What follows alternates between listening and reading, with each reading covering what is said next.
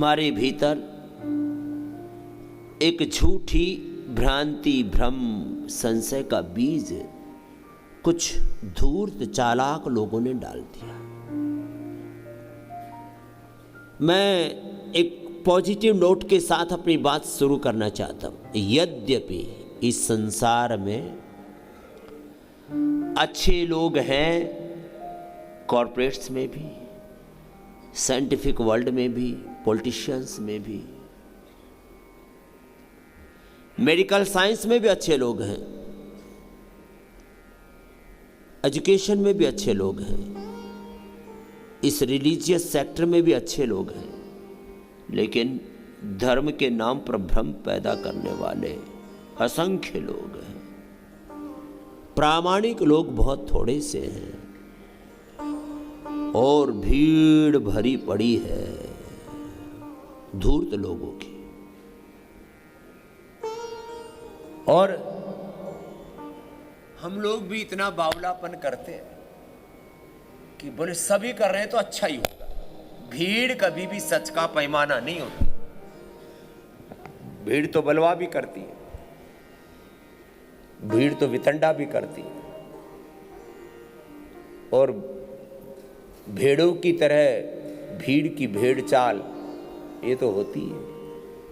बस एक कर रहा है, दूसरा भी बिना सोचे विचारे उसी रास्ते पर बढ़ा जा रहा है। जैसे भेड़ों का एक झुंड था, हम बच्चे थे तो उनके भेड़ चाल क्या होता है, तो बोले जंगल में कुआं था, एक भेड़ उसमें घुसी। पहले ऐसे कुएं होते थे, कुछ दीवारें उसमें ज़्यादा ऊंची नहीं होती थी। एक भेड़ गई तो नीचे कुएं में पड़ गई। दूसरी ने सोचा इधर ही कोई रास्ता होगा, दूसरी भी पड़ गई, तीसरी भी पड़ गई, सारी भेड़ कुएं में पड़ के मर गई। ऐसे हम भेड़ चाल चलते हुए कुएं में पड़े जा रहे हैं, दुख सागर में मरे जा रहे हैं, डूबे जा रहे हैं, तबाह हुए जा रहे हैं। भीड़ का अनुसरण नहीं करना। सब लोग एलोपैथी की दवा ले रहे तो हम भी ले रहे। सब लोग नहीं, अधिकांश लोग। कल मैं कह रहा था हमारे भीतर एक संशय का बीज डाल दिया, एक झूठी भ्रांति, भ्रम, संशय कि सब लोग स्वस्थ नहीं हो सकते। स्वस्थ लोग धनवान, गुणवान, विद्वान, बलवान, यशवान नहीं हो सकते। सब लोग नेतृत्व नहीं कर सकते। सब लोग सफल नहीं हो सकते।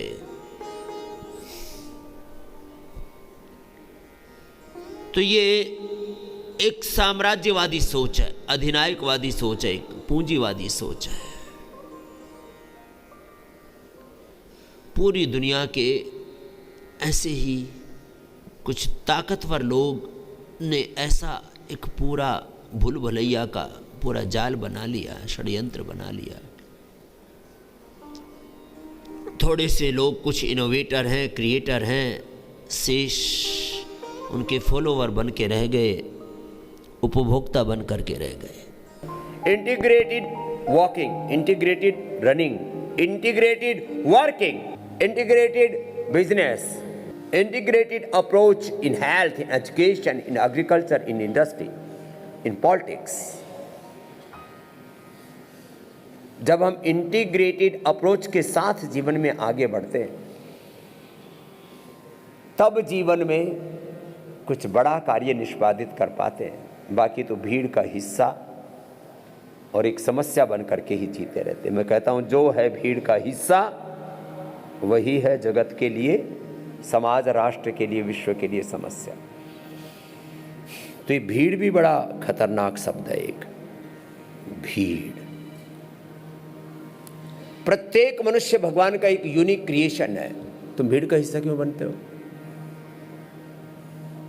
तो भीड़ के ऊपर मैं घंटों बोल सकता हूं, लेकिन तुमको करो। हम एक विशेष परिस्थिति में देखना चाहते हैं। आरोग्य की दृष्टि से पहली बात, तुम बीमार ना पड़ो। किसी कारण से कोई छोटी मोटी समस्या आ भी गई, उसको बड़ा मत होने दो। बीमारी को पता लगते ही उखाड़ दो, खदेड़ दो, मिटा दो, हटा दो, भगा दो उसको। BP, sugar, thyroid, asthma, arthritis, मोटापा, स्ट्रेस, एंजाइटी, डिप्रेशन, कोई भी अनवांटेड चीज, अवांछित तत्व, उसको तत्काल हटाओ, तत्काल मिटाओ, हटाओ, उसको भगाओ, उसको खदेड़ दो। हाँ, बीमार होना ही नहीं। और उसका लाइव एग्जाम्पल स्वामी रामदेव तुम्हारे सामने बैठा है और 100 साल से ज़्यादा तुम्हारे सामने बैठा हुआ ये प्रेरणा देता रहेगा। देखो, गुरु हमारे लिए एक जीवंत प्रेरणा होते हैं।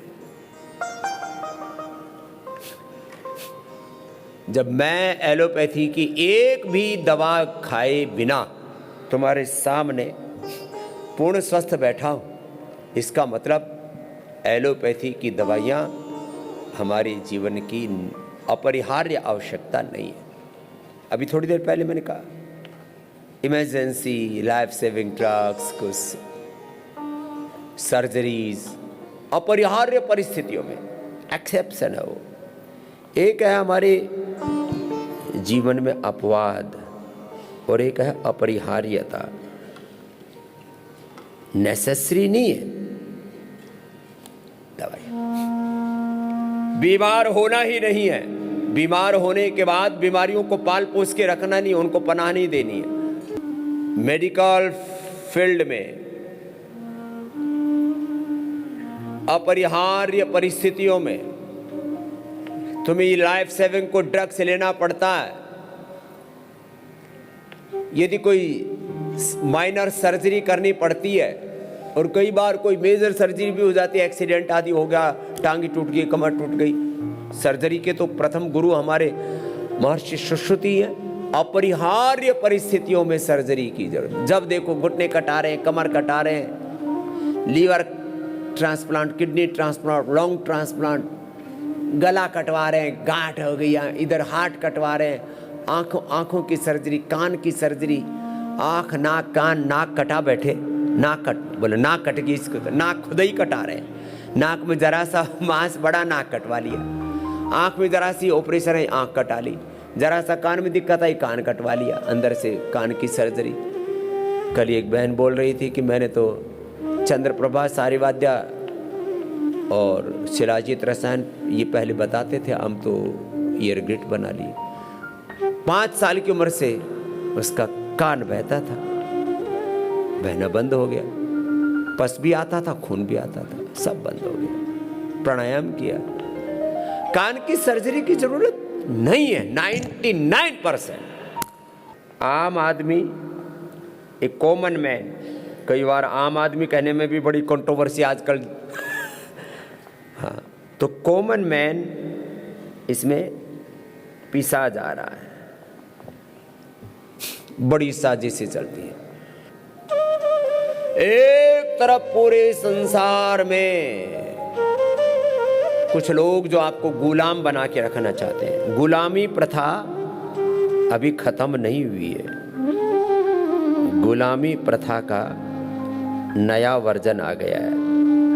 जैसे कंप्यूटर की नई विंडोज इंट्रोड्यूस करते रहते हैं, पैसा कमाने का एक धंधा है। ये जो नया वर्जन कंप्यूटर में भी आता रहता है, नया वर्जन मोबाइल में भी आता रहता है, क्योंकि तुम्हारी जेब से पैसे निकालने हैं ना। एक मोबाइल मैंने 5-5 साल 10-10 साल यूज करके देखा है, कोई दिक्कत नहीं है। लेकिन तुमको लूटना जो है, एक गाड़ी मैंने 15-15 20-20 साल यूज करके देखी हुई, अभी भी रखी हुई है मेरी 15-20 साल पुरानी गाड़ी। और कुछ लोगों के पास में एंटिक जो रखते हैं, करो नई गाड़ी, नया मोबाइल, अपनी गाड़ी खराब पड़ी है।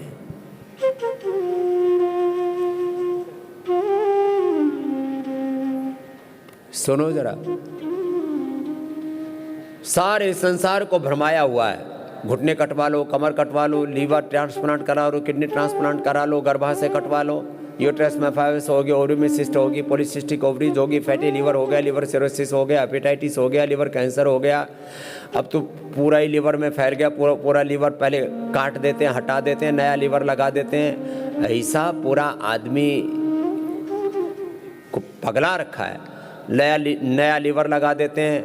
डायबिटीज़ वालों को अब एक नया सुगुफा चल रहा है, नया पेनक्रियाज लगा देते हैं, एक परमानेंट ही एक वो चिप्सी लगा देते हैं, परमानेंट पंप लगा देते हैं, उससे अपने आप पंपिंग होता रहता है। लेकिन थोड़े दिनों के बाद में फिर रेटिनोपैथी, नेफ्रोपैथी, न्यूरोपैथी आ जाती है, आदमी की ज़िंदगी तबाह हो जाती है। लीवर कटा लो, पेनक्रियाज कटा लो, यूट्रस कटा लो, प्रोस्टेट कटा लो, प्रोस्टेट बढ़ गया तो फिर जो है लंग कटवा लो, गला कटवा लो, हार्ट कटवा लो, आँख नाक कान गला कटवा लो, सब दिमाग ब्रेन ट्यूमर बोलो ब्रेन कटवा लो। कितना ऐसे जैसे पहले वो आरा मशीन चलाते थे ना, ऐसे काटते हैं इसको, इसको बहुत सबसे हार्ड है, इसको भी काट देते हैं। मैं कहता हूँ ब्रेन ट्यूमर, आँखों की तमाम समस्याएं, कानों की तमाम समस्याएं, गले थायराइड की तमाम समस्याएं, स्नोरिंग, स्लीप एपनिया से लेकर के गले में गांठ से लेकर के हार्ट के ब्लॉकेज से लेकर के 80-90% तक तुम्हारे लंग खराब हो गए, लिवर किडनी पेनक्रियाज खराब हो गए, प्रोस्टेट खराब हो गई, यूट्रस ओवरी खराब हो गई, घुटने खराब हो गए, कमर खराब हो गई। 33 के 33 वर्टिब्राज को हमने रिपेयर किया। ये 3 बातें सुन लो। एक cell, genes, chromosomes, RNA, DNA, protein, एक सेल से लेके एक ऑर्गन को पूरी तरह से रिजुविनेट किया जा सकता है। एक तरफ पूरा मेडिकल साइंस झूठ बोल रहा है और एक सन्यासी तुम्हें सच से अवगत करवा रहा है। यदि ये ठीक नहीं होता तो मैं क्यों कहता? और ये कहते कहते 35 साल हो गए मुझे। एक भी संदर्भ में मैंने झूठ नहीं बोला है। मैंने लोगों को कहा कि कार्टिलेज वापस आते हैं और घुटनों के ऑपरेशन से आप बच सकते हो, तो हमने बचाया है। हमने लाखों करोड़ों लोगों को घुटनों का ऑपरेशन, लीवर का ऑपरेशन, किडनी का ऑपरेशन, यूट्रस का ऑपरेशन, प्रोस्टेट का ऑपरेशन, इससे बचाया है। लंग का ऑपरेशन, थायराइड का ऑपरेशन, हार्ट का ऑपरेशन, आँख कान का ऑपरेशन, स्पाइन का ऑपरेशन, इससे बचाया। गांठ का ऑपरेशन, जिसको देखो वही गांठ गांठ गांठ। गांठ बांध लो, सारी गांठ घुलेंगी। लाइपोमा से लेकर के टीबी से लेकर के कैंसर, चाहे मैलिग्नेंट हो या बिनाइन हो। प्राणायाम करो, अपने शरीर को नियंत्रित करो, अपने प्राणों को नियंत्रित करो, अपनी ऊर्जा को नियंत्रित करो, जागृत करो। सेल्फ डिसिप्लिन से सेल्फलाइजेशन, सेल्फ हीलिंग, ये प्रोसेस है योग। सिस्टोग्रिड डायमंड, काचनार गुगुल, वृद्धिवादी कावटी, कितने उपाय किए हमने। करीब 500 प्रकार के उपचार देते हैं हम, औषधियां, ट्रीटमेंट, थेरापी। बस्ती 100 प्रकार से ज्यादा की देते हैं। एक औषधि का रस भी देते हैं, उसके चूर्णवटी भी देते हैं, उसका एक्सट्रैक्ट निकाल करके भी देते हैं, उसी का पानी भी पिलाते हैं, मेडिकेटेड वाटर। उसी को हवन में भी देते हैं, नैनो मेडिसिन करके। एक औषधि 10 तरह से प्रयोग करते हैं। देखो, मस्तिष्क रोग है तो ब्राह्मी, शंखपुष्पी, उस्तखद्दूस, गाजवान, सौंफ, वचा, ज्योतिषमती, अश्वगंधा आदि क्या करते हैं, इनका काढ़ा बना के पिलाया। एक प्रयोग। दूसरा प्रयोग, उसी को उबाल करके और उसी से सिरोधारा करवाई। सिरोधारा, उसी को उबाला, घी में ब्राह्मी घृत नाक में डाल दिया, उसी ब्राह्मी घृत को सुबह सुबह खाली पेट खिला दिया। लो, उसी ब्राह्मी, शंखपुष्पी आदि का हवन में डाला, उसकी यज्ञ चिकित्सा ले ली, नैनो मेडिसिन होकर के तुम्हारे अंदर गई। उसी यज्ञ की भस्म को पानी में डाला, उसको आपको पिलाया। मस्तिष्क रोगों में मेधाक्वाथ का, जो जिनको संतान नहीं है उनको संतति इष्टि का हवन भी कराया, उसको पिलाया भी। जो निसंतान थे उनको संतान हो गई। मैं अकेला सन्यासी सारे संसार के 99% लोगों को सभी प्रकार से कंप्लीट हेल्थ प्रोवाइड करने का प्रॉमिस करता हूं, प्रतिज्ञान करता हूं, उसका संकल्प लेता हूं, उसकी प्रतिज्ञा करता हूं, और ये मैंने किया है। जिसने मेरी बात मानी है, ये खाली एक बात नहीं कर रहा हूं। तो एक औषधि के कैसे प्रयोग करते हैं? यज्ञ किया, उसकी भस्म का भी प्रयोग, फिर उसी से ही उन औषधियों को पका के घी तेल आदि में उससे मसाज की, उसी को ही पाउडर मसाज की, उद्वर्तन उसको कहते हैं। उसी को मिट्टी में डाल करके उससे लेप किया, 8वां प्रयोग। उसी को पानी में उबाल करके काढ़ा बना करके, और उसके साथ तेल भी डाला, घी भी डाला, नमक भी डाला, वो कसाई डालते हैं, काढ़ा डालते हैं, क्वाथ डालते हैं, उसमें घी भी डालते हैं, उसमें तेल भी डालते हैं, उसको शक्तिशाली बनाने के लिए उसका संस्कार होता है। क्वाथ में घी डाला, तेल डाला, और वो अंदर शरीर में डाइजेस्ट हो जाए। थोड़ा सेंधा नमक डालते हैं, नमक डालने से उस शरीर के अंदर एब्जॉर्ब हो जाती है, नहीं तो निकल जाती। थोड़ा सा सेंधा नमक डालते हैं, बस्ती, उसी से बस्ती की, उसी की को रस दिया, उसी की वटी दी, उसी का एक्सट्रैक्ट बनाया, और उन्हीं जड़ी बूटियों को घर आंगन में लगाया, ऐसे सजाया। दर्शन मात्र से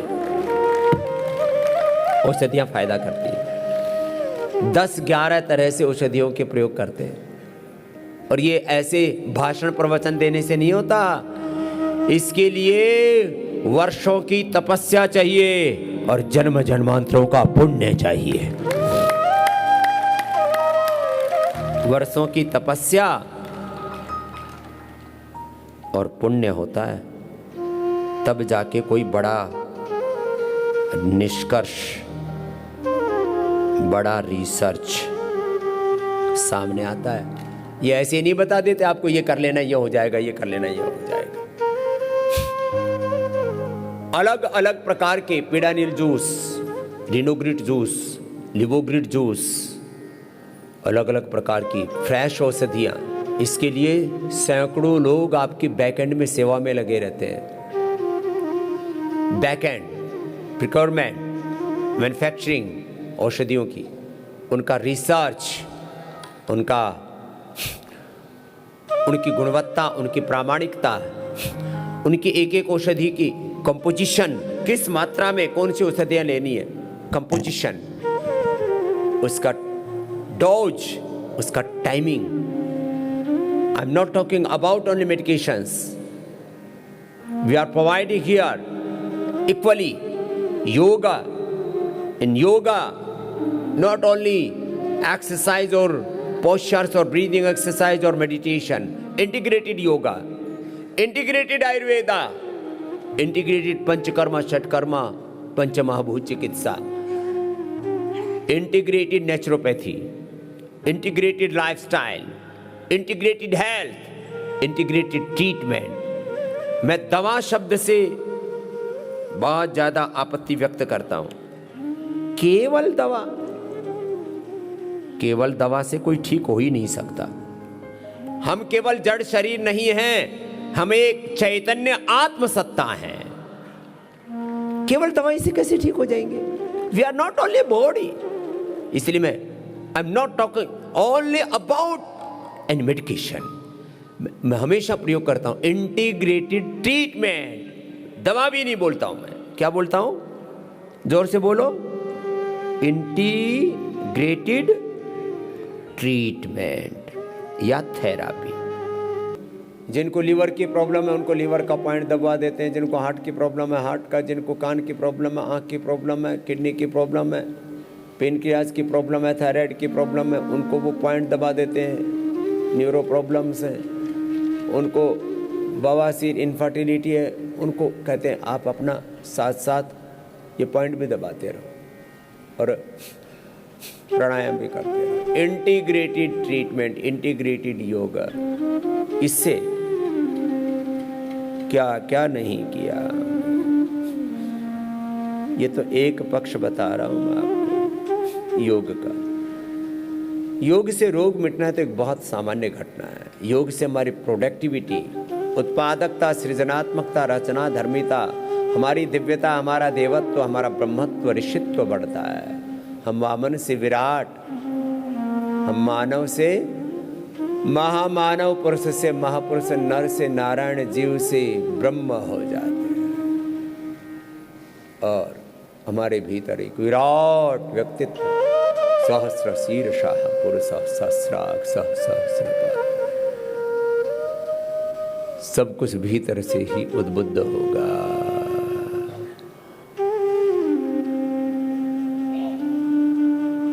बस अखंड जप तप करते हैं ना, जैसे कोई वेद पाठ कर रहा है, कोई गीता पाठ कर रहा है, कोई जप कर रहा है ओम नमः शिवाय का, कोई राम नाम का, कृष्ण नाम का, हनुमत नाम का, शिव नाम का जप कर रहा है, कोई गायत्री महामृत्युंजय का, कोई नमोंकार का, सतनाम शिवाय गुरु का जप कर रहा है। जैसे वो अखंड जप तप पूजा पाठ होता है, ऐसे अखंड योग करो।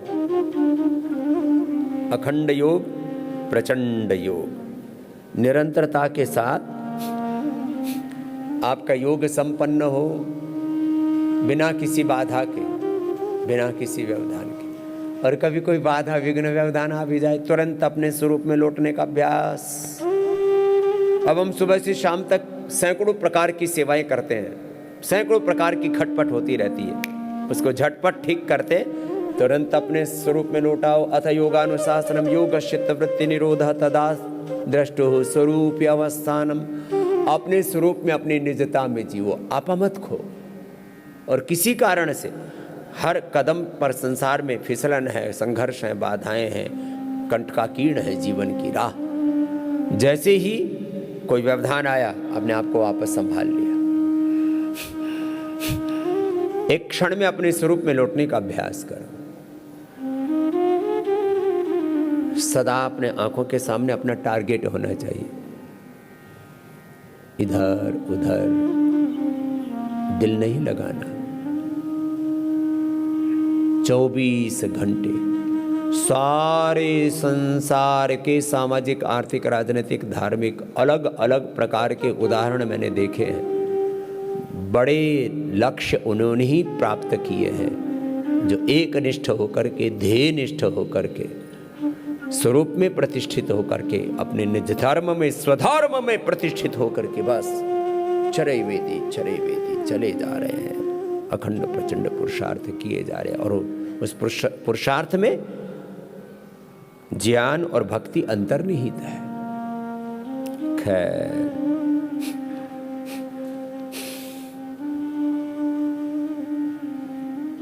तो रोगी होने से बचना है, रोग होने के बाद तुरंत हटा देना है। हाँ। ऐसा ही आहार करो, ऐसा ही विचार करो। आहार और विचार उपचार के ये आधार तत्व हैं, फाउंडेशन है उसकी। आहार और विचार ठीक नहीं होगा तो उपचार हो ही नहीं सकता।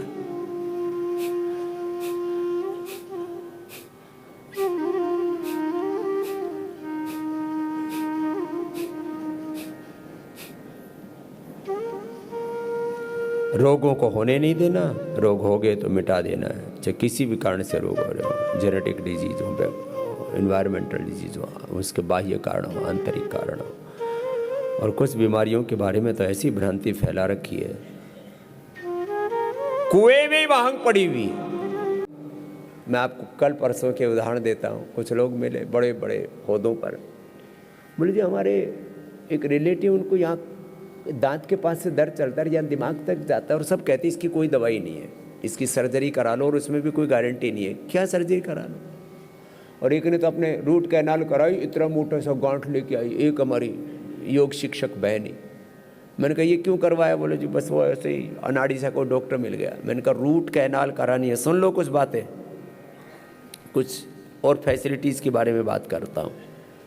हमारा डॉक्टर क्या कुलदीप, क्या नाम, डॉक्टर कुलदीप है हमारे पास।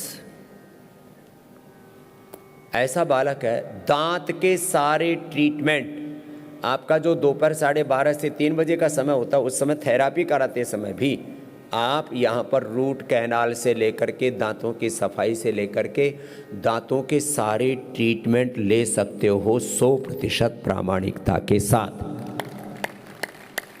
बहुत अच्छी फैसिलिटी है। हाँ। जितनी डेंटल फैसिलिटी पतंजलि में है, ऐसी फैसिलिटी रूट कैनाल से लेकर के जो सबसे क्रिटिकल प्रोसेस माना जाता है, सामान्य दांतों की सफाई से लेकर के दांतों में थोड़ा कैविटी आ जाती है तो भरने वाला काम, ये तो 1-1.5 घंटे का प्रोसेस है। और बेस्ट मटेरियल प्रोवाइड कराते हैं हम उसमें भरने के लिए भी, जो कम से कम 5-7 साल हिले नहीं, फिर हिल जाए तो बस दोबारा प्रयोग कर लो, उसमें क्या है।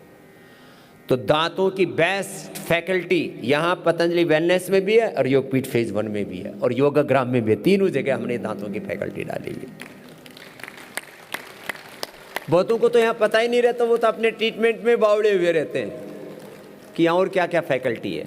दांतों की बेस्ट फैकल्टी है, दांतों की।